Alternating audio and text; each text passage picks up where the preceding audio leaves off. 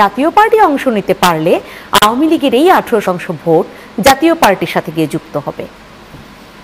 সম্ভাবনা তো তাই।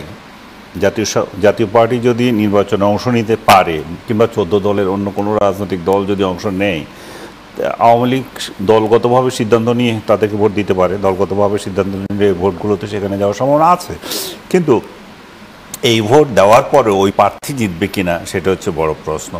কারণ জাতীয় পার্টির এমন শক্তিশালী প্রার্থী কি ওই জায়গায় আছে যে বিএনপি কিংবা জামাতের প্রার্থীকে হারাতে পারবে, সেটার উপর নির্ভর করছে। কিন্তু একটা সিগনিফিক্যান্ট তো হবে, একটা চেঞ্জ হবে যখন এই লোকগুলো, যখন আওয়ামী লীগের একটা বিরাট অংশ, জাতীয় পার্টির নিজস্ব একটা অংশ আছে, সবটা যদি মিলে তখন অনেক জায়গায় কিন্তু পরাজিত হয়ে যেতে পারে বিএনপি জামাত প্রার্থীরা। আপনি যে জরিপের কথা বলছেন, সেই জরিপে আবার এটাও বলা আছে 45% লোক আওয়ামী লীগ যদি নির্বাচনে অংশ না নেয় তাহলে এটাকে গ্রহণযোগ্য ইলেকশনই মনে করে না। তো সেই ক্ষেত্রে তারা যে ভোট দিতে যাবে সেটারও কোনো নিশ্চয়তা নাই। তারা হয়তো যাবেও না, যে এখানে আমার ভোট দেওয়ার কোনো জায়গাই নাই, তাহলে আমি সেখানে যাব কেন? সো ইভেন তারা যদি জাতীয় পার্টিকেও না পায় তাহলে ভোট দিতে যাবে কাকে? তাদের কোন শখ পড়েছে যে বিএনপিকে ভোট দিতে বলে তারা ঢেই করে যাবে কিংবা জামাতকে ভোট দিতে বলতে যাবে? কারণ বিগত 5 আগস্টের পর থেকে তাদেরকে যত নির্যাতন করা হয়েছে সেটা বিএনপি এবং জামাতের পক্ষ থেকে করা হয়েছে। এই দুই দল মিলে তাদেরকে বাড়ি ছাড়া করেছে। এখনও প্রায় 2 কোটি আওয়ামী লীগের লোকজন সমর্থক বাড়ি ছাড়া। ওরা ইন্টারনালি ডিসপ্লেস বলে এগুলাকে। এরা ঠিক না, শরণার্থী না, রোহিঙ্গাদের মতো না, যে দেশের মধ্যে এরা শরণার্থী হয়ে আছে, দেশের মধ্যে নিজের বাড়ি যেতে পারছে না। আজকে পরিস্থিতি এমন দাঁড়িয়েছে। বক্তব্য, আপনার এই বিশ্লেষণ যদি একদম আমরা সত্য ধরে নেই তাহলে আরেকটা প্রশ্ন দাঁড়ায়, এবং সেই প্রশ্নটা হচ্ছে যে তাহলে এই নির্বাচন কি ইতিহাসে সেরা নির্বাচন আমরা হিসেবে পাবো? এরকমটা শুনতে পাচ্ছি, কিন্তু কি করে সেরা পাবো? সেটা কি তাহলে সেই অবাধ, সুষ্ঠু, গ্রহণযোগ্য হবে? কারণ যদি সেটা অংশগ্রহণমূলক না হয়, অংশগ্রহণমূলক যদি না হয়, কাস্টিং হিসাব করলেও ভোটের অংশগ্রহণমূলক না হলে তো ভোটের কাস্টিং হবে না সেরকম। যেমন আপনি দেখেন না 18-তে বিএনপি ভোট বর্জন করেছে, বলছে আমরা ভোট দেব না, কিন্তু তারা সহিংসতায় যায় নাই। সরি, 18-তে বলছি, 20-এ সহিংসতায় যায় নাই, কিন্তু তারা এর আগে তারা কিন্তু সহিংসতায় গিয়েছিল। ভোট যারা দিতে গেছিল তাদেরকে আক্রমণ করেছে। সো এই জন্য 14-এর ইলেকশনকে আমরা ওইভাবে আর করি না। মানে আসলে সেটা যে জোরপূর্বক হয়ে গেছে সেটা অতটা প্রতিষ্ঠা করা যায় না। কিন্তু 24-এর ইলেকশন তো একেবারেই মানে একতরফা নির্বাচন এবং যায় নাই। সেখানে কিন্তু জনমত, আমি যেটা বলতে চাচ্ছিলাম, 14-এর ইলেকশনে জনমত হয়েছে সেটা বোঝা যায় না। কারণ আমি ভোট দিতে যেতে চাচ্ছি, আপনি আমাকে ভোট দিতে যেতে দিচ্ছেন না। তাহলে যে ভোট যে কম পড়লো সেটা কিন্তু এটা মিন করে না যে জনগণ অনাগ্রহী ছিল। কিন্তু 2024-এর ইলেকশনে এটা বোঝা যায় যে আমি আপনাকে কোনো বাধা দিচ্ছি না, আপনি ভোট দেন আর না দেন। সেই জায়গায় গেল যে জনগণ আসলে ভোট দিতে যায় নাই, এবং একটা ভুয়া পরিসংখ্যান দিয়ে সরকার নিজেদের প্রার্থীদেরকে বাড়িয়েছে। আমি আমার নিজের কনস্টিটিউয়েন্সিতে বলতে পারি 20% ভোটও হয় না। আমি ভোট দিয়ে বের হলাম, আমাকে সাংবাদিকরা ধরলো কত পার্সেন্ট হবে বলে আপনার মনে হয়? আমি যে 20%-এর বেশি হবে না এখানে কাস্টিং, কিন্তু রাতের বেলায় দেখলাম 70% ভোট সেই জায়গায় কাস্টিং হয়ে গেছে। তার মানে কি? এবং এটার খবরও নিলাম আমি, যারা এই কাজের সঙ্গে জড়িত ছিল, হচ্ছে নির্দেশ আসছে যে এটা বাড়াই দিতে হবে। পরে আমরা 70 করে নিজেরা গেলাম। সো এই ধরনের ভুয়া নির্বাচন হয়েছে। কিন্তু আপনি যদি এবারেরটা যদি বলেন, তো সেই জায়গায় তো এরাও ভোট দিতে যাবে না। এরা যদি তখন কাস্টিং যদি না হয় তাহলে ভুয়া নির্বাচন দেখানোর জন্য তাহলে কিছু দেখাবে, এত লোক ভোট দিচ্ছে, সেটা আবার কার ভাগে যাবে? সেটা কি জামাতের ভাগে যাবে না বিএনপির ভাগে যাবে? কি এবার হবে? আমি এই জায়গা থেকে মুস্তাফা ফিরোজ আপনার কাছে আসতে চাই। এই শুনুন, আমি বলি সেটাই যে এবার হবে কিনা এটা প্রশ্ন করতেছেন। ইভেন গতবার যে ইলেকশনগুলো হচ্ছে সেই জাতীয়ও একটা ইলেকশন হয় কিনা এটা নিয়ে সন্দেহ আছে। আপনি যে বলছেন যে বিশ্বসেরা ইলেকশন করবেন, বিশ্বসেরা ইলেকশন কারে দিয়ে করবেন? ভাই ইলেকশন। জামায়াত ইসলাম বাংলাদেশ শরিয়া আইন প্রতিষ্ঠা করবে কিনা ক্ষমতায় যেতে পারলে বা সরকার গঠন করলে, সেই সাথে তারা কিন্তু বলেছেন যে রাজপথে আর নামতে হবে না দাবি আদায়ে। কারণ আমরা এই অন্তর্বর্তী সরকারের সময় দেখেছি যে শুধু দাবি আদায়ে রাজপথে সবাই নেমে আসছে। তারা নিশ্চিত করবেন তাদের দাবিগুলো পূরণ করে দেয়া হবে। এটাই বা কতটুকু কার্যকর হবে? কতটুকু কার্যকর হবে আমি জানি না, বাট এই অ্যাটিটিউডটা ভালো যে রাজপথে নামতে হবে কেন, আগে আলোচনা করো। আলোচনা না হলে তখন যাইও। আর আমি যদি আলোচনা করতে পারি, সমাধান করতে পারি, রাজপথে যাওয়ার তো কোনো দরকার নেই। এবং তারা এমন কিছু নিশ্চয়ই অ্যাড্রেস করবে না যে যেটা আপনি এমন কিছু চাইবেন তারা সেটা দিয়ে দেবে। তো এটা হচ্ছে স্ট্রং উইল একটা রাজনৈতিক দলের, যে আমরা কি ধরনের শৃঙ্খলা বজায় রাখতে পারি, সেটা তো হলে ভালো। নির্বাচনের আগে এই ধরনের বক্তব্য আমি বলতে চাচ্ছিলাম, নির্বাচনের আগে আবার এই ধরনের প্রতিশ্রুতি সবাই দিয়ে থাকে, কিন্তু সেটা ক্ষমতায় যখন যায় তখন দেখে যে বাস্তবতা কি আর বক্তৃতাবাজি কি, তখন হয়তো ফারাক বুঝে যায় যে না, সব কথা মানা যায় না। তখন মাঝে মাঝে শেখ হাসিনা হতে হয়, তখন শেখ হাসিনা হয়ে রাষ্ট্র চালাতে হয়। সবাই সব কটা অ্যাড্রেস করতে পারবো না। ডক্টর ইউনূস খুলে দিলাম শত শত দাবি নিয়ে তার সামনে যাবে না, সেই সামনে যাওয়াটা শাসন বুঝে না। শাসনের জন্য ডান্ডাও লাগে, আবার আদরও লাগে, দুইটাই লাগে। শুধু আদর দিয়ে যে রাজনীতি চলে না, রাষ্ট্র পরিচালনা চলে না। নতুন বাংলাদেশ, এখন কেউ প্রতিশ্রুতি ভঙ্গ করবে না, ইশতেহারে যা থাকবে সেটাও পরবর্তীতে এসে তারা সব বাস্তবায়ন করবেন, সেই জায়গায় কি এখন আমরা আবার এভাবে আস্থাহীনতায় ভুগবো যে না, তারা মুখে এক কথা বলছে, পরবর্তীতে কাজে অন্যটা করবে? ডে ওয়ান থেকে ভুগতেছি আমরা। সেই বৈষম্য বিরোধী সমাজ গড়ার কথা বলেছেন, আমরা এখনো সেটা থেকে বের হতে পারছি না। 5 তারিখের পরে তো আমরা এমন সমাজ চাই নাই যেখানে আমরা বাড়িতে ঘুমাতে পারবো না, যেখানে একজন আরেকজনের সাথে হানাহানি করবে, রাজনৈতিক বিবাদ এত তীব্র হয়ে যাবে যে মানুষ একে অন্যকে সহ্য করবে না, ভাই ভাইকে সহ্য করবে না, এবং ঘরের মধ্যে ঢুকে মানুষকে হত্যা করবে। আজকে যেটা হয়েছে, আপনি এখনো প্রশ্ন করেন নাই আমাকে, খাগড়াছড়িতে যেটা হয়েছে, এর মধ্যে 3 জন মারা গিয়েছে। কেন? একটা ধর্ষণের ঘটনাকে কেন্দ্র করে সরকার প্রশাসন সেটা মিটমাট করতে পারে নাই। তার সেই পরিপ্রেক্ষিতে এখনো পর্যন্ত 3 জন মারা গেছে বলে স্বীকার করা হয়েছে। তারা কারা সেটাও এখনো পরিচয় সংবাদপত্রে আসেনি, এবং দেখা যাচ্ছে যে একজন মেজর সহ 13 জন সেনা সদস্য আহত হয়েছে, ওসি সহ পুলিশ আহত হয়েছে। তাহলে বুঝতে পারেন যেখানে 144 ধারা জারি করা হয়েছে, তাহলে 144 ধারার কার্যকারিতা কোথায়? তাহলে সরকার কি দেশের মধ্যে আছে? আইন শৃঙ্খলা কি আছে? আপনি যখন নিয়ে আসলেন, আমি হয়তো একটু পরে আনতাম, সেই জায়গায় বলতে হচ্ছে যে পুলিশ গুলি করেছে, এরকমটা প্রত্যক্ষদর্শীরা বলেছে, যারা ওখানে একেবারে এই প্রতিবাদ, অর্থাৎ যে ব্যানারে তারা এই প্রতিবাদ নিয়ে দাঁড়িয়েছিল এবং তারা সেখানে এক ধরনের অবরোধ তৈরি করেছিল।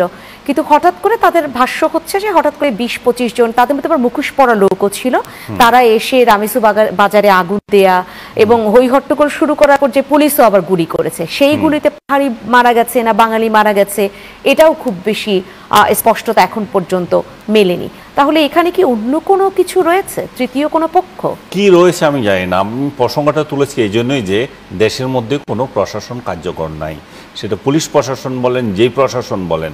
কারণ কার্যকর থাকলে 144 ধারা জারি করার মধ্য দিয়ে কিভাবে মিছিল বের হয়, কিভাবে আগুন লাগায়, তাই না? কিভাবে আসামিকে আপনি ধরে এনেছেন, ঠিক আছে, তাহলে প্রতিপক্ষ কেন মানতেছে না?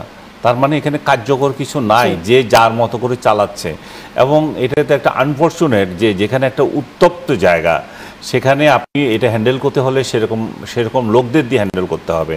যেখানে পাহাড়ি এবং বাঙালিদের মধ্যে দীর্ঘদিন ধরে মানে কি বলবো, জেলাস একজন আরেকজনকে দেখতে পাচ্ছে না, যেখানে পাহাড়িরা দাবি করছে যে তারা সংখ্যাগরিষ্ঠতা হারাই ফেলতেছে বাঙালিদের কাছে, বাঙালির এখন চেয়ারম্যান মেম্বার হয়, তাহলে এই জিনিসগুলো অ্যাড্রেস করা হচ্ছে না ঠিক মতো।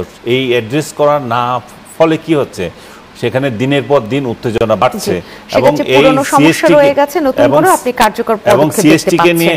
সিএসটিকে নিয়ে নানা ধরনের গুঞ্জন আছে এই সরকারের বিরুদ্ধে। এই সরকার কি সিএসটিকে ছেড়ে দিচ্ছে কিনা অন্যদের হাতে, এই সরকার কি চট্টগ্রামকে ছেড়ে দিচ্ছে কিনা অন্যদের হাতে।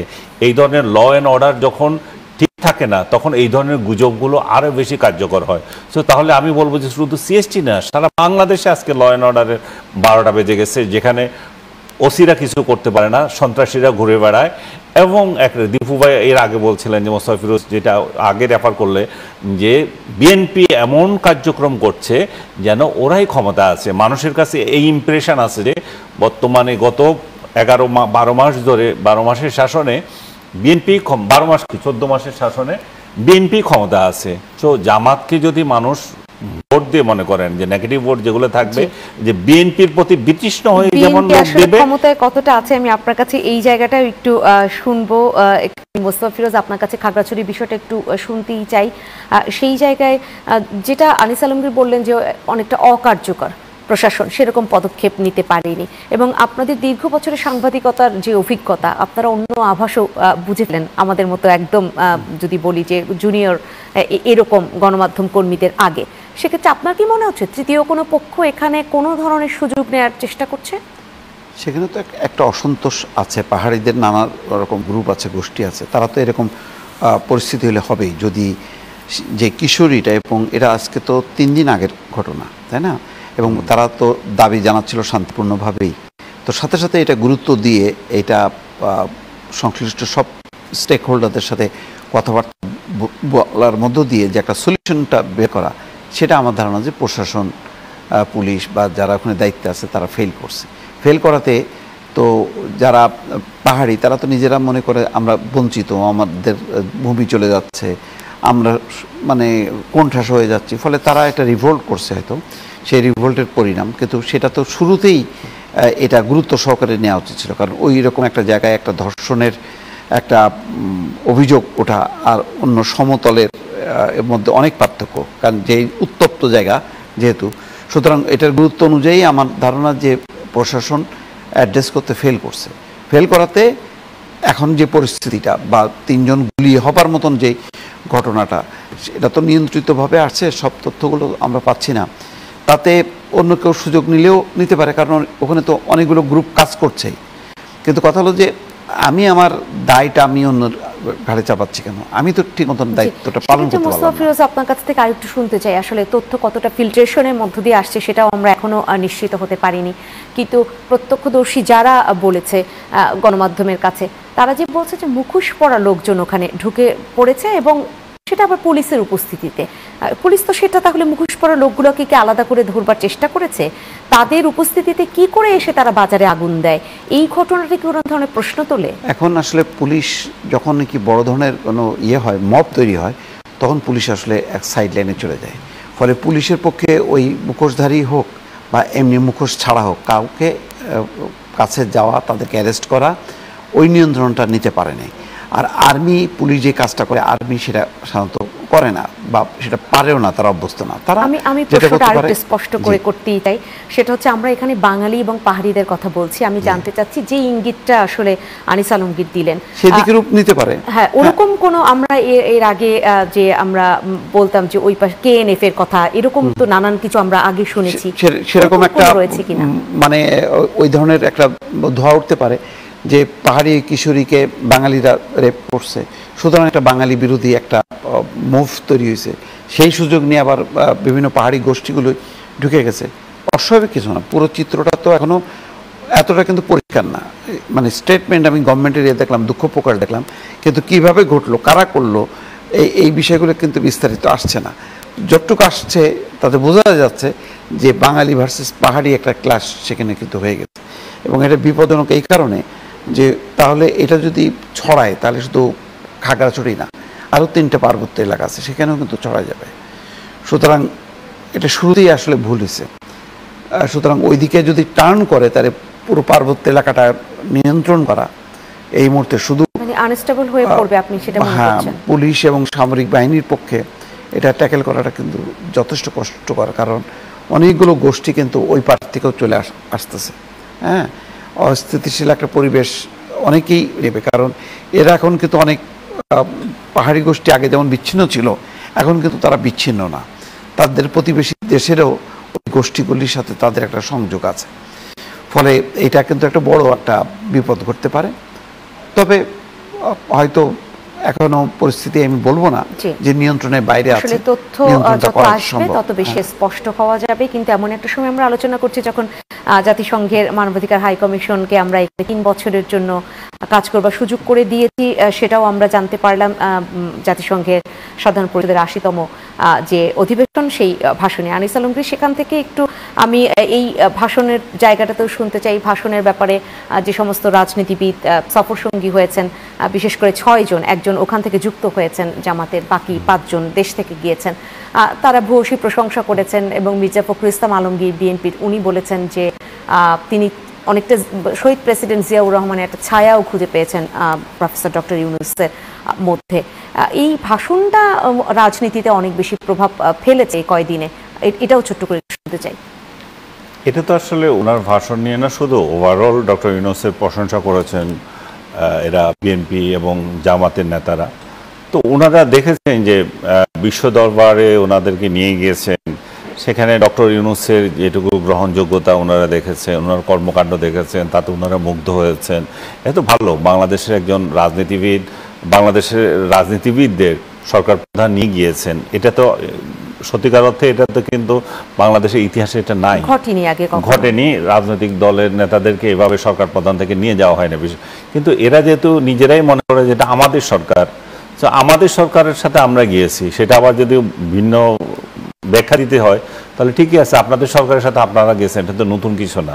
সো ওনাদের সরকার প্রধান বক্তৃতা দিচ্ছেন, ওনারা ডায়াসে বসেছিলেন, খুব তৃপ্ত সহকারে দেখেছেন, তো সেই প্রশংসা তারা করেছেন। আর একসঙ্গে ঘুরছেন, কীভাবে বলেন যে আপনি একটু খারাপ বক্তৃতা দিয়েছেন, সেটা তো আর কেউ বলবে না।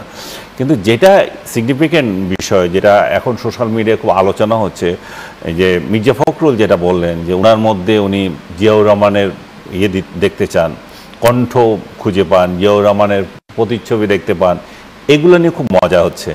সো এগুলো নিয়ে খুব লোকজন হাসাহাসি করছে এবং সোশ্যাল মিডিয়ায় হিউজ আপনার হাহা রিয়েক্ট দিচ্ছে। তো এতই যদি দেখতে পান তাহলে দলবল মিলিয়ে একসাথে ওনাকে নিয়ে নেন, ওনাকে চেয়ারম্যান বানিয়ে দেন, ওনাকে প্রেসিডেন্ট বানিয়ে দেন, দলের একটা পোস্ট দিয়ে শান্তিপূর্ণভাবে একটা হয়ে গেলে তো হয়। বা এত ইলেকশনের তো আর দরকার হয় না এবং এত বিভক্তি রাখারও দরকার হয় না। তাহলে কি ওনাকে প্রতিশ্রুতি দিয়ে, অলরেডি প্রতিশ্রুতি দেওয়া হয়ে গেছে না, এটা নিয়ে কোশ্চেন আসে।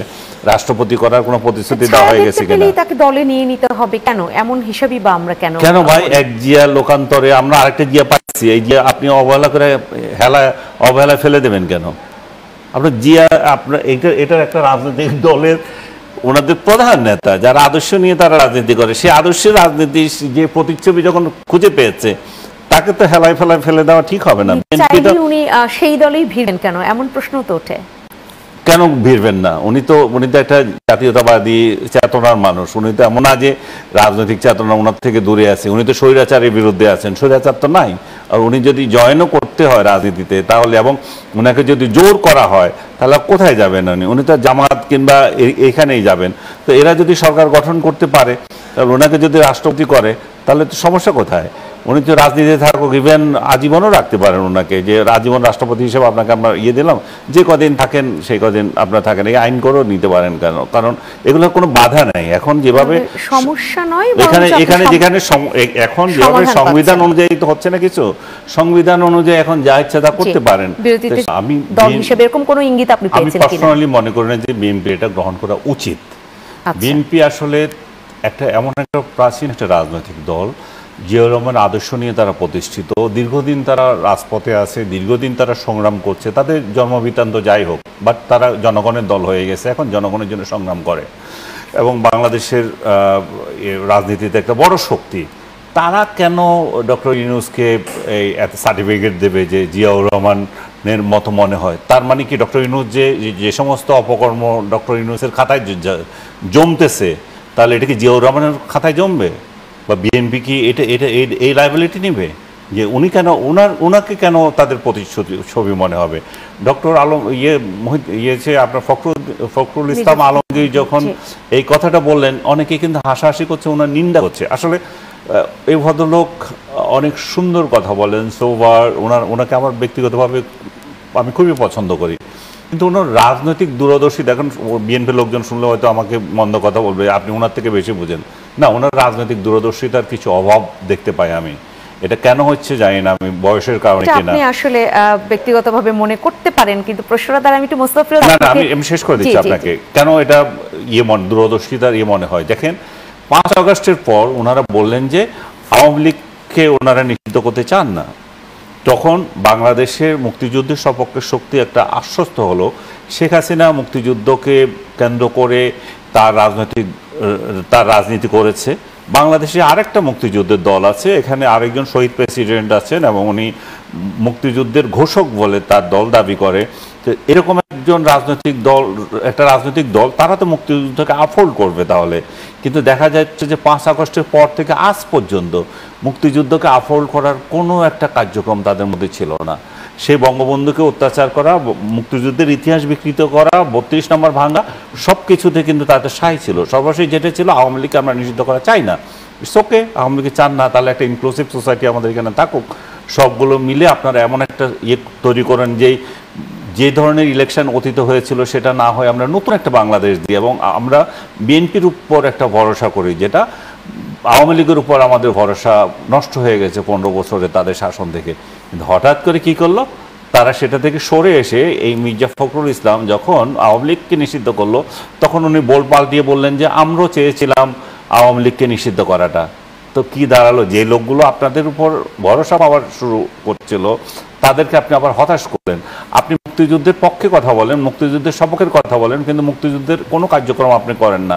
তাহলে জামাতে ইসলামের দিকে কেন যাবেন না মানুষ? আপনি যে জামাতে ইসলামকে বলেন স্বাধীনতা বিরোধী দল এবং স্বাধীনতা বিরোধী দল বলেন, তাহলে আপনার সাথে জামাতে ইসলামের পার্থক্য কোথায়? এই পার্থক্য কোথার জায়গাটা থেকে নিঃসন্দেহে সময় পেলে আপনাকে আমি শুনবো, কারণ আপনার মধ্যে আরো হয়তো অনেক প্রশ্ন উত্থাপিত হচ্ছে।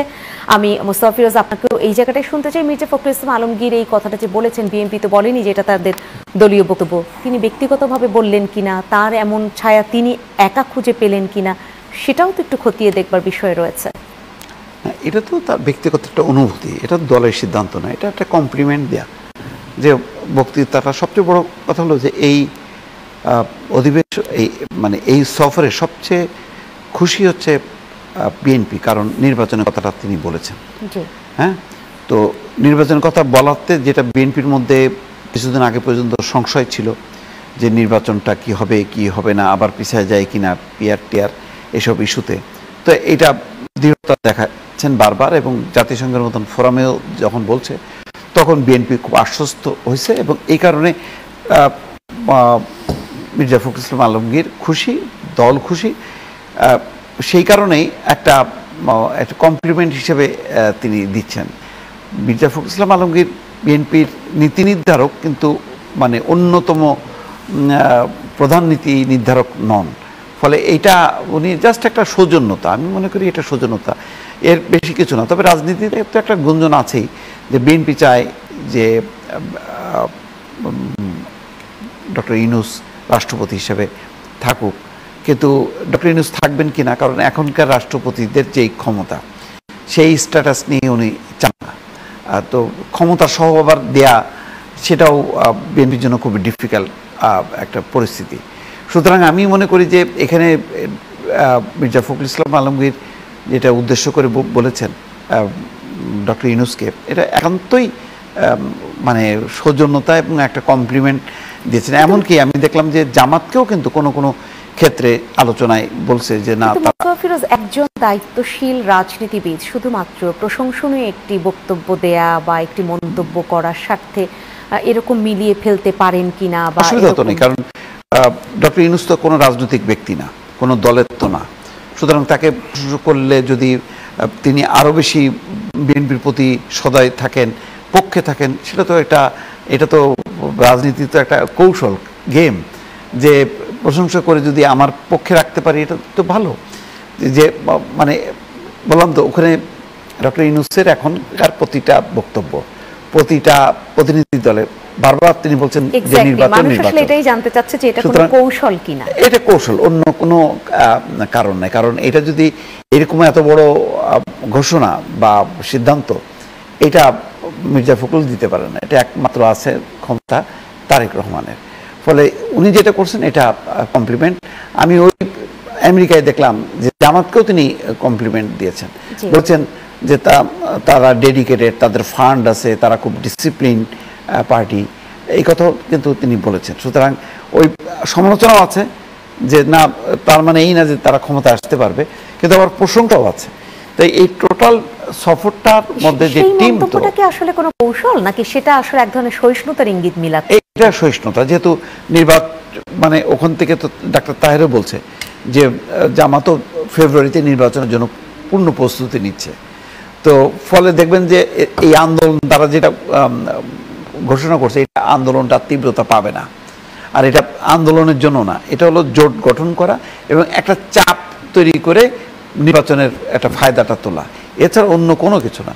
এখন সবাই বুঝতে পারছে যত দ্রুত নির্বাচন হবে তত বেশি দেশের জন্য মঙ্গল, নতুবা একটা সবাই মিলে একটা বেকায়দায় পড়তে আমাকেও হয়তো পারে। খুব দ্রুতই শেষ করতে হবে, সেই জায়গায় একটি লাস্ট একটা প্রসঙ্গ নিয়ে আপনাদের দুজনকে শুনে আমি শেষ করব। একই নির্বাচনের দিন, মানে একই দিনে এই জুলাই সনদ নিয়ে একটা গণভোট হতে পারে, যদিও এখনো সেটা চূড়ান্ত হয়নি যে কি হতে পারে। সেটা হলে আসলে কি হবে? গণভোট তো গণভোট, গণভোটের তো আর কোনো মানে আইনি কোনো নেই। পরবর্তী পার্লামেন্ট যেটা করবে সেটা হচ্ছে আসল বিষয়। গণভোটের মধ্য দিয়ে একটা হলো যে এটা জনগণ একটা সম্মতি দিল, কিন্তু এমনটা না যে পরবর্তী পার্লামেন্টের এটা মানে বাধ্যবাধকতা আছে, এমন কোনো কিছু মানে আমি দেখি না। সেটা নেই, কিন্তু অনেকে ভোট দিতে যাবে না, যেটা আমরা বিভিন্ন এখন যে সার্ভে রিপোর্ট সেখানে দেখতে পাই যে এত শতাংশ মানুষ ভোট দিতে যাবে না। অনেকে বলছে গণভোট অনুষ্ঠিত হলে জুলাই সনদ কার্যকর হবে কি হবে না সেটার ব্যাপারে ওই সেকেন্ড ব্যালটে ভোট দিতে হয়তো অনেকে যাবে, সেখানে চিত্রটা ভিন্ন হতে পারে কিনা। এটা তো জুলাই সনদের গণভোট, এটা তো একটা সরকারের একটা অন্যতম অঙ্গীকার। এটাই যদি না করে তাহলে এত লম্বা সময় থাকলো কেন? তো সুতরাং এটাও একটা তাদের এক বড় ধরনের একটা চ্যালেঞ্জের মধ্যে, যা অন্তত গণভোট করে একটা সমঝোতা করে তার পক্ষে রায় নিয়ে ডক্টর ইউনূস বিদায় নিতে চান, হয়তো সেই কারণেই। এটার সাথে নির্বাচন প্রতিদ্বন্দ্বিতাপূর্ণ হবে যে কোনো অবস্থায় আমি মনে করি, কারণ তিনটা রাজনৈতিক দলের মধ্যে সর্ববৃহৎ দুইটা রাজনৈতিক দল এখন ফিল্ডে আছে। সুতরাং এখানে মানে ভোটের কোনো অভাব হবে না, ভোটারের কোনো অভাব হবে না, এটা আমি মোটামুটি বুঝতে পারি। আপনি দেখেন ডাকসু নির্বাচনে তো ছাত্রলীগ নেই বলে কি ছাত্ররা বয়কট করছে, 70 উপরে হচ্ছে ভোট পড়ছে। তো জাতীয় পর্যায়ে পড়বে না, কারণ পড়বে আমার ধারণা। জি, সেক্ষেত্রে এই ব্যাপারে কি বলবেন? আনিস আলমের আপনাদের শুনে আজকে শেষ করব। গণভোট, জি, কারণ অনেকে বলছে যে আওয়ামী লীগের সমর্থকরা এমনি ভোট দিতে যেত না, গণভোট হলে সেখানে জুলাই সনদ যাতে বাস্তবায়িত না হয় সেজন্য হলে তারা না ভোট দিতে হলেও যাবে, মানে এরকম মনে একটি হয় না কথা। যে তারা এটা না ভোট দিতে যাবে, কারণ তারা গণভোটকেই তো স্বীকার করে না, এই সরকারকেই স্বীকার করে না, সো ভোটেই স্বীকার করে না। তারা তো এগুলোকে ভ্যালিডিটি দেওয়ার জন্য তারা ওইখানে যাবে না। আমাকে দু একজন প্রশ্ন করছে, আনিস ভাই আপনি একটু কথা বলেন তো, যে জুলাই সনদ যেটা হচ্ছে, ওরা যে বলে মুক্তিযুদ্ধকে ধারণ করে তারা, ওরা যে বলে এই 24-এর সাথে কোনো সাংঘর্ষিক নয়, তাহলে এই যে জয় বাংলা বিষয়ে তাদের সিদ্ধান্ত কি? তারা কি এটা জয় বাংলা স্বীকার করে কিনা, যে এটা স্বাধীনতার স্লোগান ছিল, বা মুক্তিযুদ্ধে যে সমস্ত মূলনীতিগুলা সেগুলোর সাথে তারা এই গণভোট